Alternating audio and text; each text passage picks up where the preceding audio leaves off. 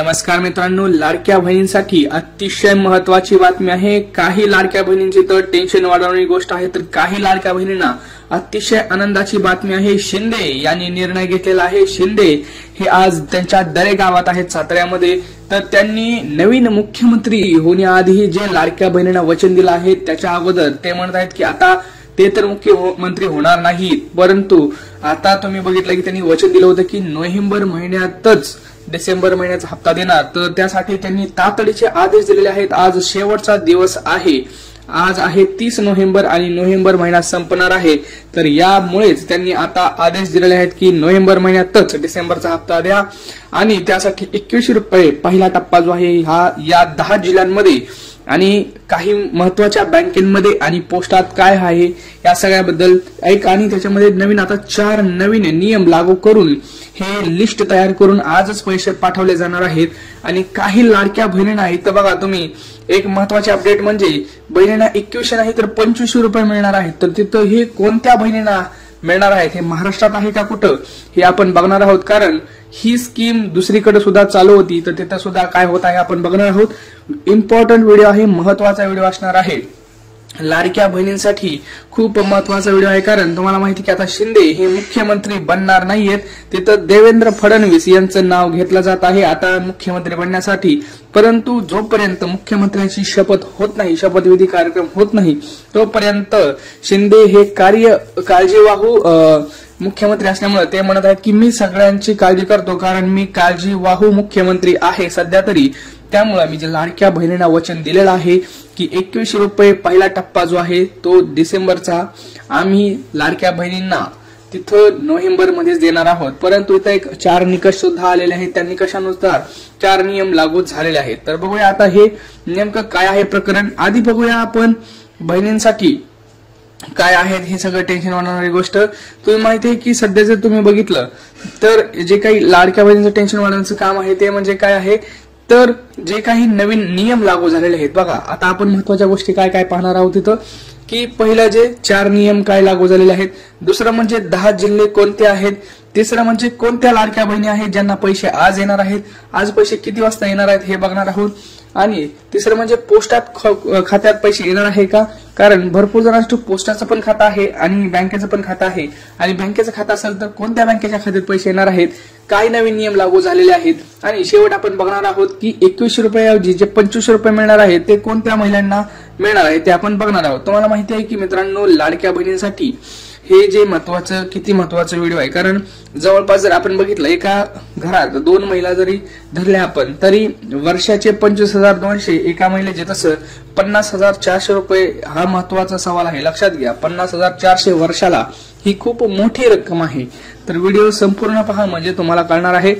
लक्षात घ्या, ज्यावेळेस आपण निवडणूक चालू होती त्यावेळेस लाडक्या बहिणींना लाडक्या भावांनी म्हणजेच मुख्यमंत्र्यांनी वचन दिलं होतं की आम्ही नोव्हेंबर महिन्यातच डिसेंबरचा हप्ता हा देऊ, आणि आज शेवटचा दिवस आहे आणि आज त्यामुळे त्यांनी ठरवलं आहे की मुख्यमंत्री होण्या नवीन मुख्यमंत्री होण्या अगोदर पैसे जाहीर करूया।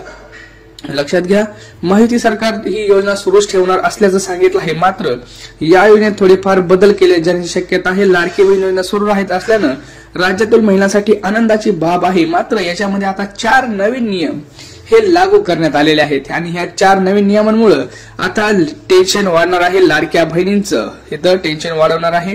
तर लक्षात घ्या काय आहे टेन्शन वाढवणारी गोष्ट, आपण ते बघणार आहोत।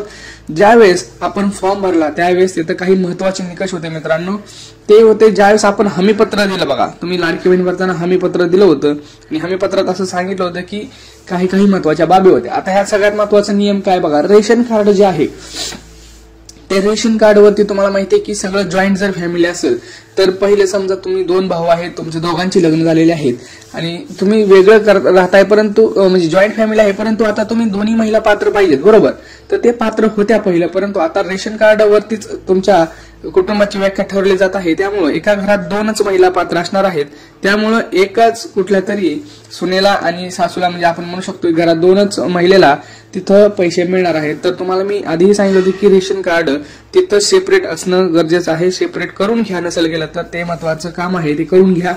दुसरं निकष म्हणजे काय, तर तुमचं ते सगळ्यात महत्वाचं म्हणजे काय, तर आधार कार्ड जे आहे लक्षात घ्या, तुम्ही आधार कार्ड जे आहे ते आता ज्यांनी तिथं लिंक केलेलं नाही त्यांचं पैसे पडणार नाहीयेत. ज्यांनी अजून आधार कार्ड इनएक्टिव्ह दाखवत आहे किंवा आधार कार्ड डझंट मॅप असं मेसेज येत आहे आणि ज्यांचं अकाउंट ब्लॉक झालेलं आहे, बघा बँकेचं अकाउंट ब्लॉक झालेलं आहे, तुम्ही आजच लाडकी बहीण योजनेची वेबसाईट चेक करा, तिथं तुम्हाला समजणार आहे सगळ्या गोष्टी.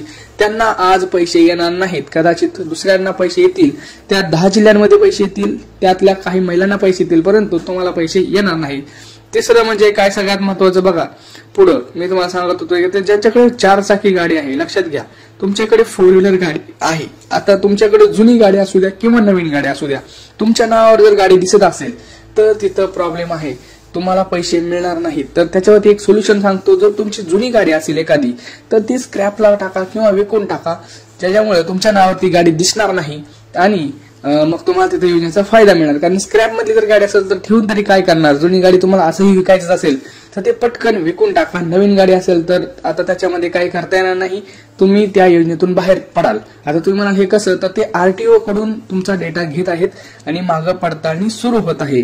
तर हे नवीन नियम आता निकष त्या निकषांवरती करणार आहे. पुढचा जो निकष आहे 4था, तो म्हणजे लक्षात घ्या, जे लोक सरकारी योजनेचा फायदा घेत आहेत ऑलरेडी, जी संजय गांधी निराधार योजना असू द्या किंवा कोणतीही योजना असू द्या, तुम्ही बघितलं असेल की भरपूर ठिकाणी आपण बघत आहोत की संजय गांधी निराधार योजना आणि हे आहे तिथे यस असं दिसत आहे, ज्यांच्या वेबसाईटवरती पुढे यस दिसत असे आहे त्यांना पैसे येणार नाहीत, त्यांची पैसे वसुली सुद्धा होऊ शकते. कारण तुम्ही हमी पत्रात असं दिलं आहे की आम्ही कुठल्याही योजनेचा लाभ घेत नाही, आमचं उत्पन्न 2.5 लाखापेक्षा कमी आहे, त्यामुळे हे तुम्हाला प्रॉब्लेमॅटिक होणार आहे, तुम्हाला थोडंसं नुकसानदायी होणार आहे. लाडक्या बहिणींचं टेन्शन वाढवणारी गोष्ट आहे. परंतु काही लाडक्या बहिणींना आनंदाची बातमी आहे, ती म्हणजे आज तुमच्या अकाउंटला पैसे येणार आहेत. तर त्यासाठीच यादी आता काढायला चालू आहे. आज ही यादी बँकेकडे पाठवली जाईल, कारण मुख्यमंत्र्यांचं असं म्हणणं आहे की नवा मुख्यमंत्री होण्या अगोदर मी जे वचन दिलं आहे ते मला पूर्ण करायचं आहे.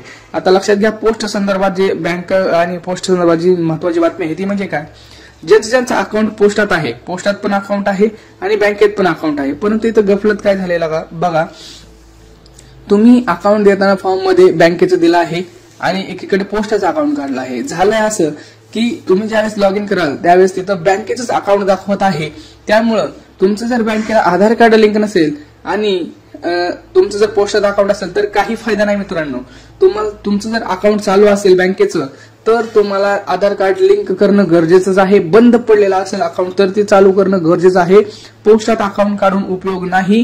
ज्यांना ऑलरेडी पोस्टात पैसे आले त्यांना टेन्शन नाही, परंतु ज्यांचं पोस्टाचं पण अकाउंट आहे आणि ज्यांचं बँकेचं अकाउंट आहे आणि त्यांना पैसे अजून आलेले नाहीत, एकही हप्ता किंवा इथून पुढे 1 हप्ता आला पुढच्या हप्ते आलेले नाहीत, तर त्यांनी सावध व्हा. तुमचं बँक अकाउंटमुळे पैसे आलेले नाहीत, तुम्हाला बँकेतच अकाउंट नीट करून घ्यावं लागेल, आधार कार्ड जोडून घ्यावं लागेल, तुमचं पोस्टाचा अकाउंटचा फायदा होणार नाही.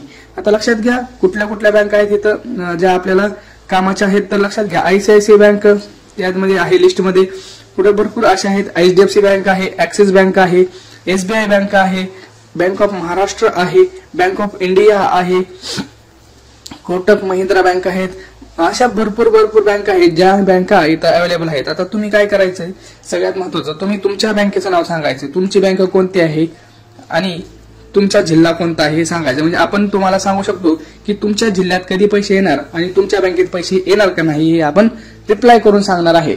परंतु जर प्रॉपर लिहिलं असेल तरच रिप्लाय होणार, काही लिहिलं असेल तर होणार नाही. प्रॉपर लिहा तुमचा जिल्हा कोणता आहे आणि तुमचे बँक कोणता आहे, मग आपण त्याच्यावरती रिप्लाय नक्की करणार आहोत. म्हणजे तुम्हाला सांगणार आहोत की तुम्हाला पैसे येणार आहेत की नाहीत. सगळ्यात महत्वाचं आपल्याकडे जी लिस्ट आहे त्या लिस्टमध्ये आता सगळ्यांनाच मी तिथं रिप्लाय करून सांगणार आहे की कोणते पैसे तुम्हाला येणार आहेत. आता किती हप्त्याचे पैसे येणार, मागचे 7,500 आणि आता पुढचे 2100 रुपये असे मिळून 9,600 रुपये. ज्या लाडक्या बहिणींना 1ही रुपये नाही मिळाला त्यांना 9,600 रुपये हे डायरेक्ट तुमच्या अकाउंटमध्ये येणार आहेत. ज्या लाडक्या बहिणींना पहिले 7,500 मिळाले आहेत त्यांना 2100 रुपये तुमच्या अकाउंटला डायरेक्ट मिळणार आहेत. लक्षात घ्या. आता कोणते जिल्हे तुम्हाला मी आधीही सांगितलं आहे, पण आज थोडक्यात एक सारांश होतो. धुळे, जळगाव, अमरावती, चंद्रपूर, जालना, अहमदनगर, इकडे आपण नांदेड वगैरे ह्या शहरांमध्ये जास्त आज येण्याची शक्यता आहे. तुम्ही तुमचा जिल्हा कमेंट करून सांगा, मी तुम्हाला सांगेन की येणार आहेत की नाही. लक्षात घ्या आपण सर्वेनुसार आपण बघत आहोत, आपल्याकडे काही महत्वाचे न्यूज असतात, त्या न्यूज असतात त्यांच्याकडून आपण माहिती घेत असतो. तसं लक्षात महत्वाचं घ्या, तुम्हाला कमेंट करायचं आहे आणि लाडक्या बहिणींना जसं मी वचन दिलं आहे तसं ते वचन मी पूर्ण करणार आहे असं स्वतः लाडक्या मुख्यमंत्र्यांनी सांगितलं आहे. आता तुम्ही म्हणाल की तुम्ही जे म्हणलात की 2100 रुपये ऐवजी 25 रुपये मिळणार आहेत. तर ते कोणाला मिळणार आहेत? लक्षात घ्या, लाडकी बहीण योजना ही लाडकी बहीण योजना जशी महाराष्ट्रात राबवली जात आहे तशीच झारखंडमध्ये सुद्धा ती लाडकी बहीण योजना मैया लाडली मैया योजनेनुसार असं नावानं ओळखली जाते. तर तिथं जी सेम आपल्यासारखंच निवडणूक लढवल्या होत्या आणि त्याच्या अगोदर लाडकी बहीण योजनेची तिथं घोषणा झाली होती. तर तिथलं जे सरकार स्थापन झालंय, काल का परवा दिवशी सरकार स्थापन झालंय आणि लगेच त्यांनी हप्ता दिला आहे आणि हप्ता दिल्यानंतर त्यांनी बघा शपथ घेतल्यानंतरच त्या लाडक्या बहिणींचे 1500 वरून 2500 रुपये केलेले आहेत. आपल्याला लक्षात घ्या, महाराष्ट्र एवढा मोठा राज्य असून आपण फक्त 1500 वरून 2100 रुपये केलेले आहेत आणि झारखंड एवढंसं छोटंसं राज्य असून महाराष्ट्र पुढे छोटंच आहे. 1500 वरून त्यांनी डायरेक्ट 2500 रुपये म्हणजे 1000 रुपये वाढवले आहेत आणि ते 1000 रुपये डायरेक्ट आता बँकेत सुद्धा पडलेले आहेत. तर लक्षात घ्या, झारखंडमध्ये हे आता 2500 रुपये दिलेले आहेत. 2500 रुपये डायरेक्ट 1000 रुपये वाढवले आहेत. परंतु महाराष्ट्रात तर एवढं मोठं लाडक्या बहिणींनी सपोर्ट केला आहे तरी सुद्धा त्यांना 600 रुपये वाढवले. 600 रुपये वाढवले तर ठीक, परंतु अजूनही हप्ता आलेला नाही. आज शेवटचा दिवस आहे, बघू डिसेंबरचा हप्ता ते म्हणाले होते तसं नोव्हेंबर महिन्याच्या शेवटच्या आठवड्यात टाकू.